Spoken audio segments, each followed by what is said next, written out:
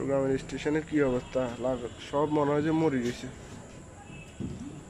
মরা মরা হয়ে রয়েছে দেশ, পুরা দেশের পরিস্থিতি মনে হয় যে একদম মৃত। কি একটা জাঁকজমক স্টেশন এখন।